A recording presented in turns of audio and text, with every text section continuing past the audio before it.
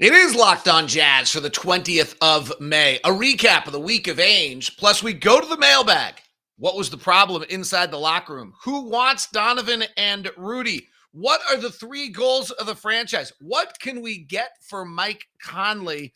Other questions all rolling in on a Mailbag Friday. It is Locked On Jazz. Bum bum bum bum bum bum bum bum bum bum bum bum bum bum bum. Pow. You are Locked On Jazz, your daily podcast on the Utah Jazz. Part of the Locked On Podcast Network, your team every day. How are you? I'm David Locke, radio voice of the Utah Jazz, Jazz NBA insider. This is Locked On Jazz, your daily podcast on the Utah Jazz, giving you insight, expertise, geeky numbers, and hopefully making it way better to be a Jazz fan each and every day. Today's episode is brought to you by Bet Online. Bet Online, as you covered this season with more props, odds, lines than ever before. It's Bet Online, where the game starts. Thanks very much for making Locked On Jazz your first listen every single day. We are free and available on all platforms and greatly appreciate you taking the time to do it. And on YouTube, please feel free to comment or give us a thumbs up. It helps with the old algorithm game so that other Jazz fans can find what's going on with the show.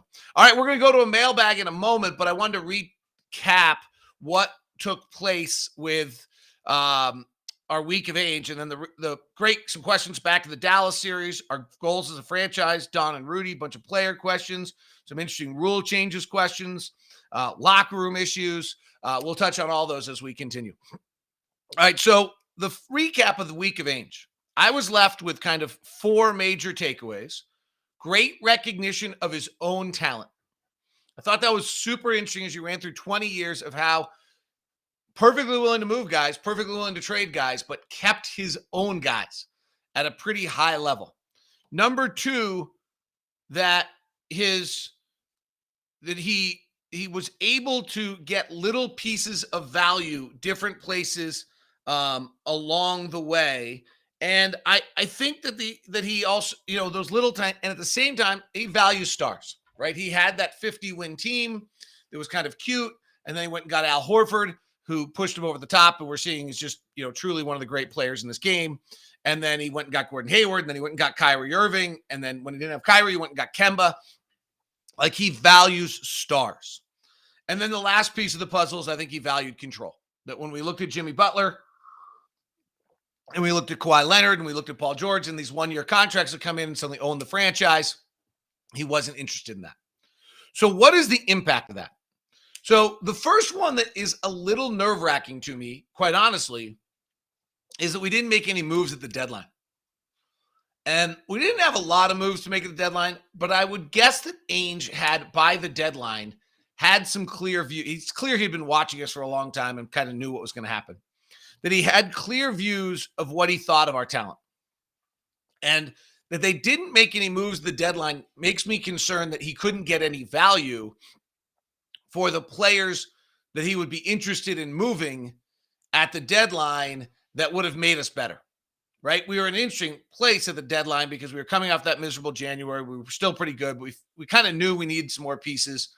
And we didn't get anything done. We didn't have any assets to trade. It was a very difficult deadline to try to get anything done. But it's a little disconcerting, the fact that we got absolutely nothing done at the deadline when you can, we traded Joe Ingles, who was on an ACL, and we actually brought back Juancho Hernan-Gomez, who was super important, right? Okay, so, it's not that we did not, it's not that they sat on their hands, but they didn't, the player they moved was a ACL surgery,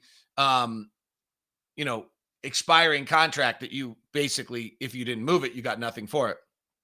So I thought that was, to me, that's a little disconcerting in the sense of if he has a player on our roster, when you look back and that he has this incredible ability to recognize and value his own talent correctly, I don't think the feeling is that he values every single one of our talents as though they're through the roof perfect. He just couldn't find any assets for them. So that's and nobody on our roster actually, I think, has much of a higher profile today than they did in February. So to me, that's a little disconcerting when we think about what does it mean for the future of the franchise, is that, he may have been a little stunned at what the rest of the league thought of our talent. when he went out on the market with Justin Zanik and tried to see what deals could be made. They also weren't going to make a move that probably really rocked the boat of the franchise because there wasn't a window by which you can get that ready. That trade deadline's pretty late into the season. So if you're going to do that now, we may see something different. And that's worth noting. So that's the first takeaway. The second one, I really am curious to see. I look at, how does he value a Mike Conley, a Bojan Bogdanovic, a Royce O'Neal, frankly, a Donovan Mitchell or Rudy Gobert? And how does he see them in the star spectrum? I mean, this is a guy who played with Larry Bird, right? So he's been around the greatest of stars. He's been around Kevin Garnett, one of the great leaders of all time. He just had Jason Tatum, who's moving to a stratosphere that our guys haven't reached. How does he view Donovan and Rudy? Does he view them as top 15, top 20 pieces? Does he view them as potentially top 10 pieces? I think that's a super interesting aspect. And it's clear what he thinks of top 15 pieces, right? He didn't let go of Jason Tatum at any of those trade deadlines or the possibility, because it's very clear he thought that pick could be one of those guys. And at the same time, he gave up a lot to go get Kevin Garnett. And he then took a lot when he gave up get Kevin Garnett. He also gave up a 5th pick of a draft to go get Ray Allen. I also think you would generally see that he believes in established talent. That would be the other quick take that I have there. And that actually gets us to kind of our first mailbag questions of the day. So let's do that. Let's start off with Andrew's first question to us. He says, based on what you've gone over this week, is Danny more likely to trade current Jazz players for other established players or for picks? This is a terrific question, Andrew. And one of the reasons it's such a terrific question is I don't know entirely where we are as a franchise right now. I think we're still contending and trying to win a lot of games. And so that leads me to believe we're more likely to trade for current Jazz players for other established players. But if you watch Ainge's, 2 different runs, when he does rebuild, he goes and gets that pick and another pick and another pick. And we're short in regards to picks right now. That's an area where, we're short on assets in the pick department. And when you look at the Utah Jazz, we really only have 3 players or 3 ways by which we can build a franchise, or any team has only 3 ways to build a franchise: free agency, trades, and the draft. We only really have 2 of them: trades and the draft. And so right now we don't have the draft assets. And if we went to the deadline and found that the league wasn't as interested in our talent as we are, that's a little disconcerting. That makes it really hard to make moves. It means that just Danny Ainge and Justin Zanik have a lot of work in front of them to try to get this done. The other thing I would say on that is one of the things that's difficult for us, and we'll get to this with another mailbag question, is it's very, very difficult for us to be able we cannot allow players to run, I don't believe, to run their careers out with us. Because when your only moves are trades or draft, if you have a player, you've got to go get something back for that player. You can't refill that gap very easily with free agency. So you generally, we did it with Bojan, but you generally need to trade that player to go get that player. Let's go to another question. This one is from C-Dog. What do you believe the Jazz top 3 priorities are for the offseason? I would go with 3 things here. 1, rebuild the spirit. I think we really have to rebuild the spirit of our organization, of our locker room and our team and our zest and who we are. There was just so much noise. Quinn said it. We were looking for a spirit. We were looking for a bounce. It feels as though we were lacking that. We need to add talent. You watch the playoffs at this stage. I even think Miami's got a little bit of a talent deficiency going on right now, particularly without Kyle Lowry. When you watch some of the guys they have on the floor, Boston's great. Like, Boston's just loaded. That team is just incredibly well put together and loaded right now. And the Al Horford return changes them. But even you look at the Warriors, And Dallas has gotten thin enough so that they're not talent deficient. But I think, we have to add talent. And then the third one, and I don't know how we do this, but if it's possible to add back some draft capital. I just went through the different ways in which you build a franchise, and I think we're short on draft capital. Great email question came into me about what are the roles of Danny Ainge and Justin Zanik and how do they work together? We'll touch on that next and how that works. Then we'll move on and hit some other locker room questions that have come in, as well as a whole section of what I would call player questions. Some players of interest, a guard and a center, as well as an aging question and a Mike Conley trade proposition. That's all we continue on today's edition of Locked on Jazz, brought to you by Murdoch Hyundai, located at 4646 South State Street, also located in Logan and in Linden. The Murdochs have been with Utah for over 80 years, and they have committed to the community, have decided that they will not, under any circumstance, charge you more than MSRP on their vehicles, which is because as simple as it comes, what Blake said to me is, I don't want to be going to church or be going to somewhere in the grocery store and see somebody who I know we took an extra $5,000 for because we could. That's just not who we are as an organization and what we want to be as a company. And so we're just simply not doing those kind of things. It's kind of awesome that that's taking place and that those things that's happening. And so you tip the hat to the Murdochs in that regard. And in addition to that, the lineup of the Hyundai cars is just remarkable. The Sonata, as well as the Elantra. Elantra was the North American car of the year.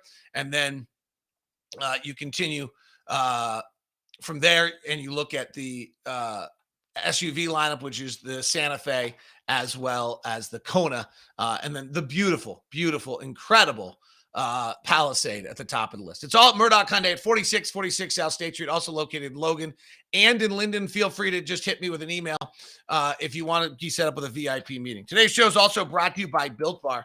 Built coconut brownie, just brownie batter puffs. Brownie batter puffs. Woohoo! I'm having one today. I already got my shipment last night. 140 calories, 70 grams of protein, 7 grams of sugar. Plus, they have the coconut marshmallow, the churro, the banana cream pie, and the birthday cake puffs, all available for you. Plus the regular flavors. It's nothing like it. It's a candy bar. It's a protein bar that tastes like a candy bar. 130 calories, 2.5 fat grams, 4 net carbs, 4 grams of sugar, and 17 grams of protein in something that literally tastes like you're having dessert. Brownie batter puffs are marshmallow infused collagen and are absolutely fabulous. My daughter stole one yesterday. I was like, Dad, that is good. You're right. And when you use the promo code LOCKED15, it's even better because then you get 15% off. That's the best promo code running. LOCKED15 gets you 15 off your whole order at built.com. Thanks very much for making Locked On Jazz your first listen of the day. Locked On NBA Big Board is up in the top 200s of the iTunes charts. Rafael Barlow is at the Combine, giving you all the insight on all the players out there. So make sure you go grab Locked On NBA Big Board as your second listen of the day. So I got an email on this one, and what's the difference between roles of Danny Ainge and Justin Zanik? And, I'm not sure entirely, but what I would say on that, I think, is that what you're looking at is that, Danny kind of said it clearly. Like, I want to be back in, but I don't want all the grind. I'll be honest, he's around an awful lot. He seems pretty engaged. He seems pretty aware of what's going on. And I think his personality is such that he can't really totally leave it. But Justin's making the calls. Justin's taking the temperature of what's going on around the league. He's got a whole staff of people as well. And they're supposed, and their depth and knowledge of the league keeps everyone kind of up to date on what the availabilities are. And then I think at some point at the very end, it's obviously a consensus, but someone has to pull the trigger on the deal. And I'm guessing, Zanik is probably the one making the suggestions or bringing the items to the table from what the group has researched and looked at and analyzed and our favor. And then I would guess that Ainge is making the final approval. Ryan Smith, really, but I'm guessing Ainge has Ryan Smith's ear as well as anyone. I mean, someone has to, you can say it's all egalitarian. Dennis Lindsay used to always talk about how it's a group effort and it's all egalitarian, right? But somebody has to make a decision at some point. Like, that's like Locked On's egalitarian. My COO is as much as involved as I am, if not way more. And we've got a bunch of different people and I ask a lot of opinions, but when it gets right down to it, like if someone's got to make a decision, I'm the CEO, I got to make the decision. So at some point, somebody has to make a decision. It's Ryan. Ryan's probably doing that proxy to Danny, and Danny's making that decision. Let's continue on the mailbag. This is from Brendan. Locker room leadership. It seems we lost that this season. How much of it does that losing Joe? Is Donovan ready and mature to be a leader? And Conley, a great guy, but is he the right kind of locker room leader we need? This is a terrific question. So I actually think we lost George Niang and Derek Favors more than Joe. And I don't mean that as some criticism to Joe. I actually think what we lost was Joe, the player, right? So Joe shot 40% from three the year before and was absolutely fabulous. And I think what we lost was Joe, the player. And Joe can be mercurial with his personality a little bit. He's got energy, he's got juice, and it's good to have him in the locker room. No way am I saying anything else. But I really think the locker room force that got lost was George Niang's the best human being I've seen in a locker room. And Derek Favors just brought a level of like, well, if he's willing to do that, none of us can complain. In regards to Don, he's just a wonderful guy who's, so wildly talented. I've said this a million times that I think, he's losing money by being in the NBA because he could be the CEO of a major company. He's also 25 years old. He's 25 years old with $30 million coming to him, which actually sounds wonderful and is not. It's hard. He made 28 million this year. He's got 30 coming next year. He's trying to learn what that is. He's got a massive shoe contract and an entire massive company relying on him for that. He's trying to figure that out. He's being told by all sorts of millions of people what it is to be a star. He has an entire, and he's trying to figure that out. I'm sure his group around him is only expanding because it just happens no matter what. And so I'm not sure how many 25-year-olds, period, are ready to lead a locker room and mature enough to lead. I'm not sure how many 25-year-olds are self-aware enough in life to know how all of their actions are being perceived by their teammates or their coworkers or their friends. And I'm not sure 25-year-olds with 30 million at shoe deal being told by 100 different places what it means to be an all-star have any idea what's going on. And Don, more than most of them, have found a way to still be himself, which is remarkable. So my answer to that question, honestly, is I just don't think there's any 25-year-old necessarily that's mature enough to lead a locker room. We'll see if there's some exception that comes up. I mean, LeBron was amazing how early he was doing it in Cleveland, but I'm sure that had some issues that came with it as well. And so, yeah, probably, 25 super young. Most guys are winning at 28 and 29. And so I just watched Donovan's life from outside as someone who watched him from the very beginning. I mean, hope Donovan doesn't mind. We had a fairly serious conversation about this. It was short and brief, and I don't want to get into it too much, but I mean, at one point he looks at me as this, like, he says, there's just a lot to being Donovan Mitchell right now. Like, there's just a lot to it. And I think that's super clear. So my answer to that is probably Donovan's not mature enough to be a leader in the locker room as much as he's probably trying, to no fault of his own, because he's 25, because he's got a million voices around him, because he's still trying to figure out who he is, because he's trying to figure out who he is with 30 million. He's trying to figure out who he is with a shoe contract. He's trying to figure out who he is with as an all-star. Like, these things all sound dreamy, but they're anything but. And the last one on Mike Conley, I would say Mike you're correct. He's a great guy, unbelievable. And it was interesting in January, and everybody's out, how excited the coaching staff was about the leadership role he was taking and what a force he was and how much they were almost begging him to keep that role throughout the season. And I don't think he did. I just don't think that's his natural thing. I'd be really curious to go back to Memphis and find out from some people who led that team, because I don't have a feeling that he did lead in that way. So that's, in that regard, um, yeah, I don't, Mike doesn't seem to be, but Kyle Lowry to me seems to be like a heart and soul leader. Like you see it out of Mike occasionally. He's on the floor and he's doing this. And, but I don't, um, I don't think Mike. Yeah, I think that I don't think Mike's like Drew Holiday seems to like have a little bit of a leadership element to him that Mike doesn't. Kyle Lowry does, but it's hard to tell unless you're inside. But I don't. The coaching staff's reaction to Mike's January was almost like asking him to keep that as though the team needed that, and I think that might be. I think there's a natural thing here that you're touching on that happened, right? Rubio goes, Conley comes, Donovan becomes more of a star. It becomes Donovan's team maybe before he's entirely ready to lead that locker room. Simultaneously, you have Rudy. Well, it's in his locker room, and he leads in a unique manner, sometimes a little bit too frank, right? Quinn said it at one point this year. That's probably something better left unsaid on some things that Rudy said. So that was a fabulous question. Thank you very much. I really, that was a long answer, but I thought a really, really fabulous question. Here's the question everybody wants answered. I don't have it. But this is, how many of the following players do you still think will be in a Jazz uniform on opening night next season? Conley, Bogey, Royce, Clarkson. So this is like the question everybody wants to know. And I really think what's so interesting about this answer is it's actually that one leads to the next. So I don't think, I'm not one who believes that Donovan and Rudy can't play together, can't coexist. I think all that's overblown just from my visuals that I've watched between them.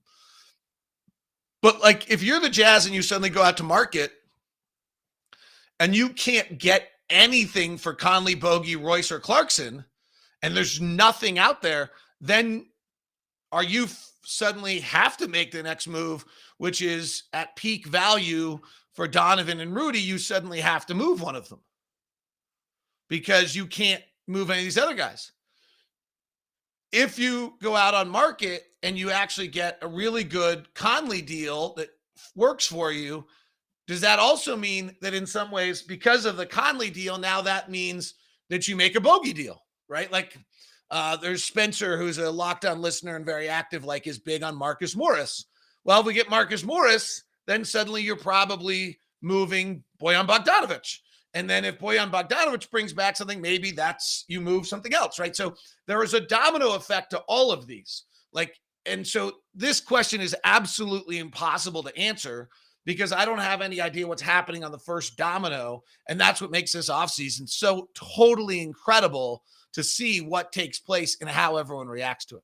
We've got many, many more. That's why I didn't do the show live, because I didn't want to ignore questions, and I knew I had too many. The questions coming in are great. I should do this more often. You guys are fabulous with it. And if I organize it well, where I put the little question up on the screen on YouTube, it's kind of cute and neat and everything.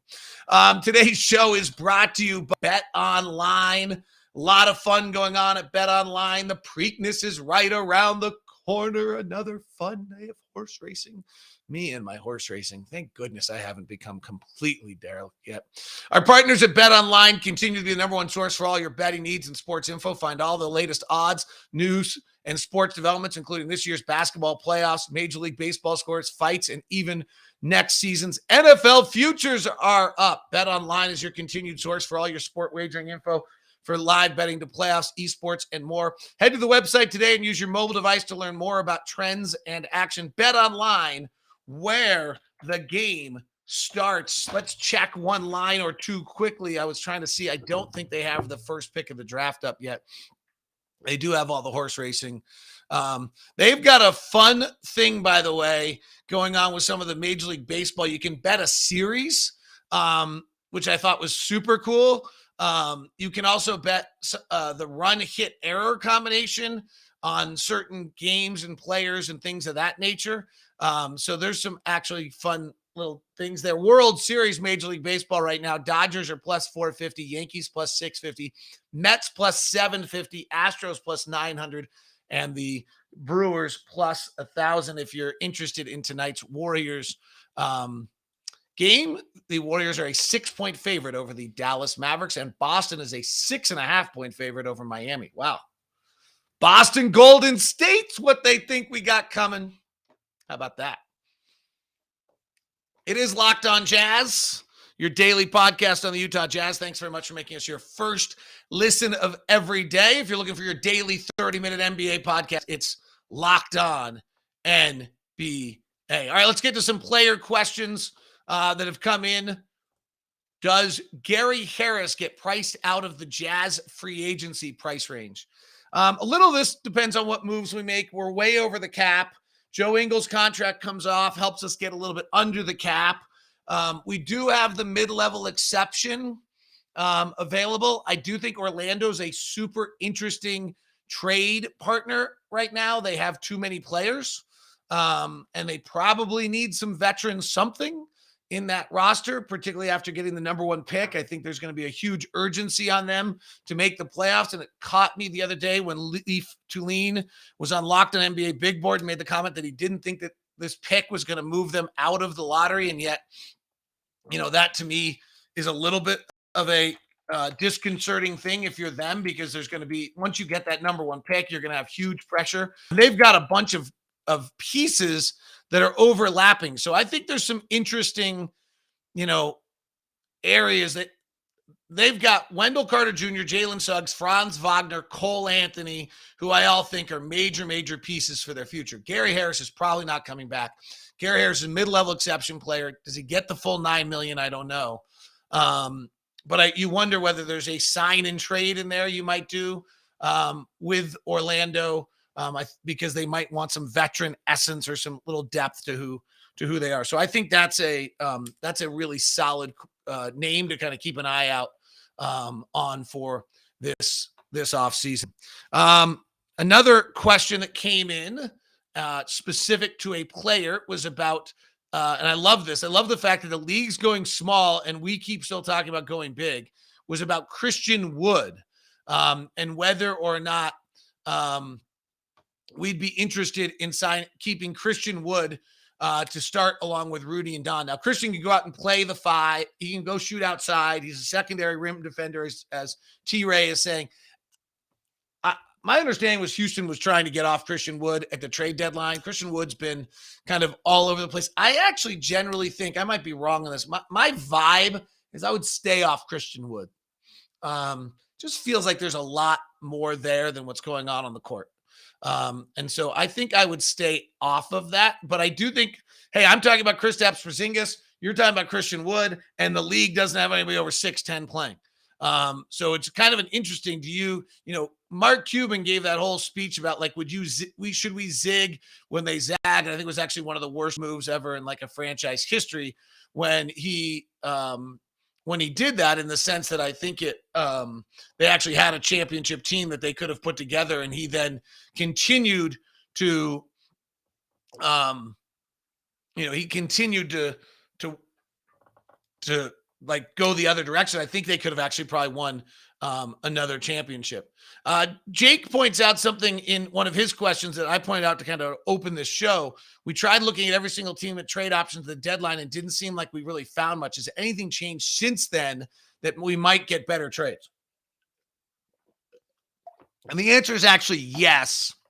Not in our talent, but in other teams' situations have all changed. So in other words, they might have gotten a new draft pick. Someone's contract might have expired. Their salary cap situation may have changed. So yes, I do think it might be worth us, going back and doing that same exercise along the way. But I do, I think that's a legitimate kind of good question. But I think the answer is yes. From he of the Perpetually Hydrated, who is your ideal backcourt mate for Donovan Mitchell if Mike Conley gets moved? I think you just need size. You just need size and length. Like if there's for all the things that have been right about the Donovan Mitchell Mike Conley combination, the item that's been wrong is their size. Right? We're just really small. And I think defensive minded, so you can take Donovan off. That would be the other one, is that Mike doesn't relieve any defensive pressure on Donovan Mitchell. Donovan is our offensive firepower. That's a lot to ask out of someone. I think the question you need to believe that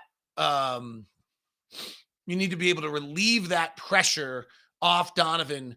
Now, the thing Mike does is relieves that pressure off Donovan ball handling. You can, when Donovan gets tired, you're able to go take a few possessions that go the other way and let him be able to handle. So I think that's a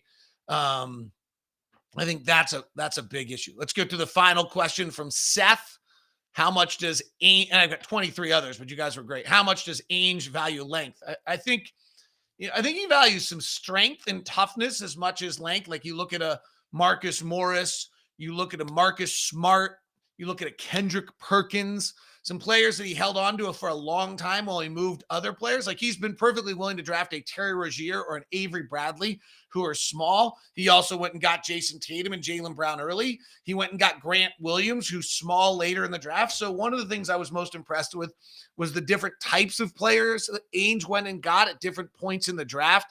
Peyton Pritchard's not particularly long, but at the 28th pick, he figured out what his value was, and he's been great for them. Grant Williams, the 30th pick, was long and matched and had some other limitations. I think what he's able to do as he moves down in the draft is find players who have some value that work, that he realizes NBA skill. At the top of the draft, I think he believes in length. Then I think there's a consistency and toughness as much as length. And this wasn't the Jazz were not the toughest team I've ever seen. All right, that was a great mailbag. We'll continue to do it. Thanks very much for your questions. This has been Locked On Jazz. Thanks for making us your first listen of the day. Now go listen to Locked On NBA Big Board with your second listen. Have a wonderful day.